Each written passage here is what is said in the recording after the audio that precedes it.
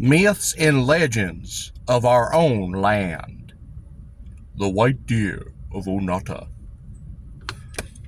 Beside quiet Onota, in the Berkshire Hills, dwelt a band of Indians. And while they lived here, a white deer often came to drink. So rare was the appearance of an animal like this, that its visits were held as good omens, and no hunter of the tribe ever tried to slay it. A prophet of the race had said, "So long as the white doe drinks at Onota, famine shall not blight the Indian's harvest, nor pestilence come nigh his lodge, nor foemen lay waste his country." And this prophecy held true. That summer when the deer came, with a fawn as white and graceful as herself, it was a year of great abundance. Upon the outbreak of the French and Indian War, a young officer named Montebert was dispatched to the Berkshire country to persuade the Housatonic Indians to declare hostility to the English. It was as a guest in the village of Onota that he heard of the white deer. Sundry adventurers had made valuable friendships by returning to the French capital with riches and curiosities from the New World. Even Indians had been abducted as gifts for royalty, and this young ambassador resolved that when he returned to his own country, the skin of the white deer should be one of the trophies that would win him a smile from Louis. He offered a price for it, a price that would have brought all their possessions and miles of the country round about. But the deer was sacred, and their refusal to sacrifice it was couched in such indignant terms that he wisely said no more about it in the general hearing. There was in the village a drunken fellow named Wando, who had come to the pass when he would almost have sold his soul for liquor. And him the officer led away, and plied with rum, until he promised to bring the white doe to him. The pretty beast was so familiar with men that she suffered Wando to catch her and lead her to Montebert. Making sure that none was near, the officer plunged his sword into her side, and the innocent creature fell. The snowy skin, now splashed with red, was quickly stripped off, concealed among the effects in Montebert's outfit, and he set out for Canada. He had not been many days on his road before Wando, in an access of misery and repentance, confessed to his share of the crime that had been done, and was slain upon the moment. With the death of the deer came an end to the good fortunes. Wars, blights, immigration all followed, and in a few years not a wigwam was left standing beside Onota. There is a pendant to this legend, incident to the survival of the deer's white fawn. An English hunter, visiting the lake with both dog and gun, was surprised to see upon its southern bank a white doe. The animal bent to drink, and at the same moment the hunter did put his gun to his shoulder. Suddenly a howl was heard, so loud and so long that the woods echoed it, and the deer, taking alarm, fled like the wind. The howl came from the dog, and as that animal usually showed sagacity in the presence of game, the hunter was seized with a fear that its form was occupied, for the time, by a hag who had lived alone in the north woods, and who was reputed to have appeared upon many shapes, for this was not so long after the witch times that their influence was still forgotten. Drawing his ramrod, the man gave his dog such a beating that the poor creature had something worth howling for, because it might be the witch that he was thrashing. Then, running to the shanty of the suspected woman, he flung open her door and demanded to see her back. For if she had really changed her shape, every blow that he had given to the dog would have been scored upon her skin. When he had made his meaning clear, the crone laid hold on the implement that served her for horse at night, and with the wooden end of it rained blows upon him so rapidly that if the dog had had half the meanness in his nature that some people have, the spectacle would have warmed his heart, for it was a prompt and severe revenge for his sufferings. And to the last the hunter could not decide whether the beating that he received was prompted by indignation or by vengeance. The Wizard's Glen. 4 miles from Pittsfield, Massachusetts, among the Berkshire Hills, is a wild valley, noted for its echoes, that for a century and more has been called Wizard's Glen. Here the Indian priests performed their incantations, and on the red-stained devil's altar it was said they offered the human sacrifice to Hobomoko and his demons of the wood. In Berkshire's early days, a hunter, John Chamberlain of Dalton, who had killed a deer and was carrying it home upon his shoulders, was overtaken upon the hills by a storm, and took shelter from it in a cavernous recess in Wizard's Glen. In spite of his own fatigue, he was unable to sleep, and while laying upon the earth with open eyes, he was amazed to see the wood bend apart before him, disclosing a long aisle that was mysteriously lighted, and that contained hundreds of capering forms. As his eyes grew accustomed to the faint light, he made out trails and cloven feet upon those dancing figures, and one tall form with wings, round whose head a wreath of lightning did glitter, and who received the difference of the rest. He surmised this to be a devil, and it was such a night and such a place as for Satan and his imps that they commonly chose for their high festivities. As he lay watching them through the sheeted rain, a tall and painted Indian leapt upon the devil's altar, fresh scalps dangling around his body in festoons, his eyes blazing with a fierce command, and in a brief incantation he summoned the various hordes around him.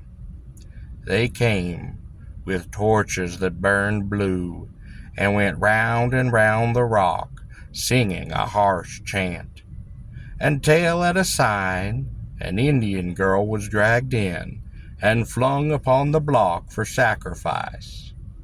The figures rushed toward her with extended arms and weapons, and the terrified girl gave one cry that rang in the hunter's ears for all his life after. The wizard did raise his axe. The devils and vampires did gather to drink the blood and to clutch upon that escaping soul.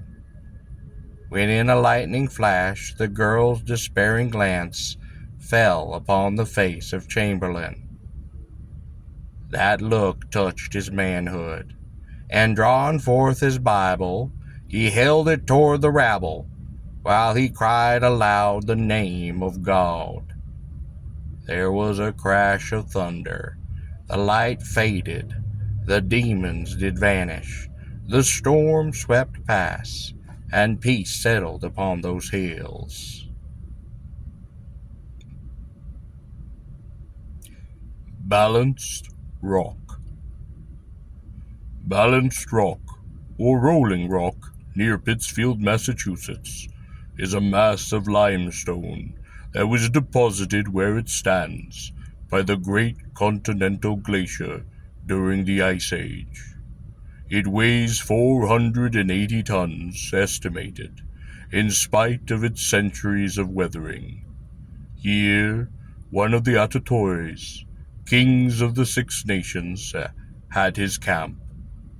He was a fierce man, who ate and drank from bowls made of the skulls of his enemies, and who, when he received messages and petitions, wreathed himself from head to foot with poisonous snakes. The son of this ferocious being inherited none of his warlike tendencies. Indeed, the lad was almost feminine in appearance, and on succeeding to power, he applied himself to the cultivation of the peaceful arts. Later, historians have uttered a suspicion that he was a natural son of the Count Frontenac, but that does not suit with this legend. The young Atatore stood near Balanced Rock, watching a number of big boys play duff. In this game, one stone is placed upon another, and the players, standing as far from it as they fancy they can, attempt to knock it out of place with other stones. The silence of Atatore and his slender girlish look called forth the rude remarks from the boys, who did not know him, and who dared him to test his skill. The young chief came forward, and as he did so the jeers and laughter changed to cries of astonishment and fear, for at each step he grew in size until he towered above them, a mighty giant. Then they knew him. They fell down in dread, but he took no revenge. Catching up one of the great boulders, he tossed them round as easily as if they had been beech nuts, and at last, lifting the Balanced Rock, he placed it lightly where it stands today, and gave them a caution against ill manners and hasty judgments, and then resumed his slender form. For many years after, the old men of the tribe repeated this story and its lesson from the top of Ototoro's duff. Shonkeek-Moonkeek. This is the Mohagan name of the pretty lake in the Berkshires, now called Puntasuk. Shonkeek was a boy, Moonkeek a girl, and they were cousins who grew up as children commonly do, whether in house or wigwam. They roamed the woods and hills together, filled their baskets with flowers and berries, and fell in love. But the marriage of cousins was forbidden in the Mohagan polity, and when they reached an age in which they found companionship most delightful, their rambles were interdicted, and they were even told to avoid each other. This had the usual effect. They met on islands in the lake at frequent intervals, to the torment of one Nakawando, who wished to wed the girl himself, and who reported her conduct to her parents. The lovers agreed after this to fly to an eastern tribe, into which they would ask to be adopted, but they were pledged, if aught interfered with their escape, to meet beneath the lake. Nakawando interfered, and upon the next night, as the unsuspected Shonkeek was paddling over to the island where the maid awaited him, the jealous rival, rowing softly in his wake, sent an arrow into his back, and Shonkeek, without a cry, pitched headlong into the water. Yet, to the eyes of Nakawando, he appeared to keep his seat and urge his canoe forward. The girl saw the boat approach. It sped now like an eagle's flight. One look as it passed the rock, one glance at the murderer, crouched in his birchen vessel, and with her lover's name upon her lips, she leaped into her own canoe and pushed out from shore. Nakawando heard her raise the death song and rowed forward as rapidly as he could, but near the middle of the lake his arm fell placed. The song had ended, and the night had become strangely horribly still. Not a chirp of cricket, not a lap of wave, not a rustle of leaf. Motionless, the girl awaited, for his boat was still moving by the impetus of his last stroke of the paddle. The evening star was shining low on the horizon, and as her figure loomed in the darkness, the stars shone through at the point where her eye had looked forth. It was no human creature that sat there. Then came the dead man's boat. The two shadows rode noiselessly together, and as they disappeared in the mist that was now settling upon the landscape, an unearthly laugh rang over the lake. Then all was still. When Nakawando reached the camp that night, he was a raving maniac.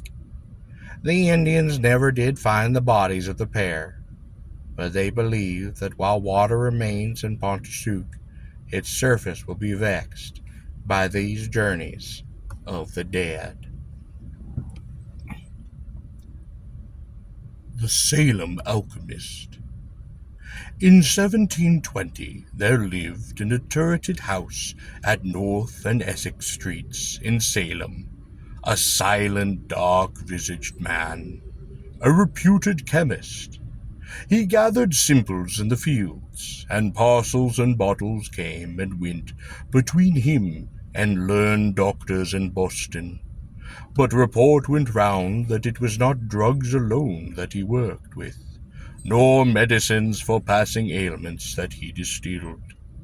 The watchman, drowsily pacing the streets in the small hours, saw his shadow move athwart the furnace glare in his tower, and other shadows seemed at the moment to flit about it, shadows that could be thrown by no tangible form, yet that had a grotesque likeness to the human kind.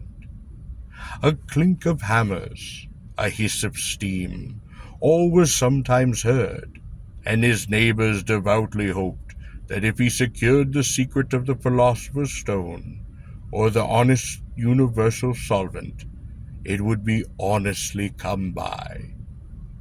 But it was neither gold nor the perilous strong water that he wanted.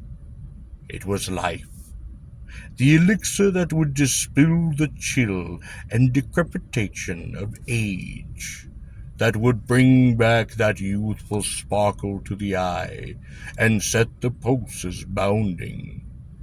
He explored the surrounding wilderness day after day. The juices of its trees and plants he compounded night after night, long without avail. Not until after 1,000 failures did he conceive that he had secured the ingredients, but they were many. They were perishable, and they must be distilled within 5 days, for fermentation and decay would set in if he delayed much longer. Gathering the herbs and piling his floor with fuel, he began his work alone. The furnace glowed, the retorts bubbled, and though their long throats trickled drops, golden, ruddy, and brown and crystal, that would be combined into that precious draught, and none too soon, for under the strain of anxiety he seemed to be aging fast. He took no sleep, except while sitting upright in his chair, for should he yield entirely to nature's appeal, his fire would die, and his work be spoiled. With heavy eyes and aching head, he watched his furnace, and listened to the constant drip, drip of that precious liquor. It was the 4th day. He had knelt to stir his fire to more active burning. Its brightness made him blink. Its warmth was grateful, and he reclined before it. With elbow on the floor and head resting on his hand, how cheerily the logs hummed and crackled. Yet how drowsily, how slow the hours were, how dull the watch. Lower, lower sank the head, heavier grew the eyes. At last he lay full length upon the floor, and the long sleep of exhaustion begun. He was awakened by the sound of a bell. "The church bell!" he cried, starting up, "and people going through the streets to meeting. How is this? The sun is in the east. My God, I have been asleep. The furnace is cold. My elixir." He hastily blended the essence that he had made, though one or two ingredients were still in lacking, and drank them off. "Bah!" he exclaimed. "Still unfinished, perhaps spoiled. I must begin again." Taking his hat and coat, he uttered a weary sigh, and was about to open the door when his cheek blanched with pain.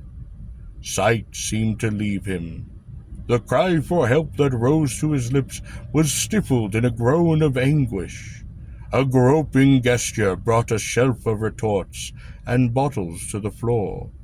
He fell withering among the fragments. The elixir of life, unfinished, was an elixir of